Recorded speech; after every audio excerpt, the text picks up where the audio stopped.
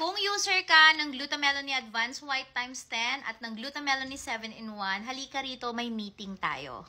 So, if interested ka sa mga products na ito po yung mga products na nakakatulong sa ating mga buyers since 2020. Yes, we started Gluta-Melony 7-in-1 in Thailand and marami po kasing mga buyers ang nag-demand. Actually, this is my TikTok breakthrough product dahil ito talaga yung aking tinutukan, yung pag-i-introduce po ng melon. Yes, sa Thai beauty shop po nakilala ang benefits ng melon hanggang nasundan na po siya ng ibang mga brand owner.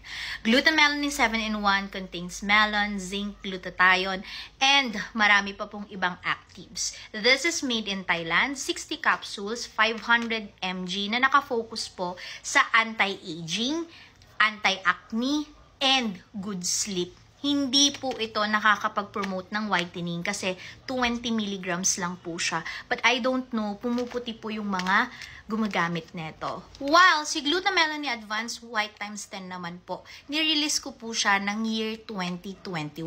A year later po sila.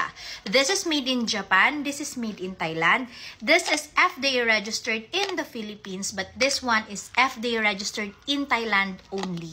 Very transparent po ako sa mga buyers namin. Imported, made in Japan, pero FDA registered sa Philippines.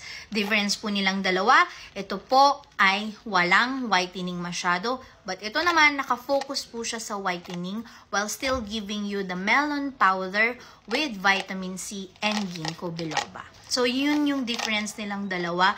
And I hope clear na. And yung mga users ng Melony 7-in-1, aware na aware po sila na ito po ay made in Thailand, FDA registered in Thailand, but not in the Philippines. Hanggang ngayon, nire-request pa rin nila ito dahil una sa lahat, affordable. From 450 na price, naging 350, now down to 299 na lang. So, yun guys. I hope clear na po siya. If you have more questions, you can drop in here. But currently sold out to. And this one is sold out also.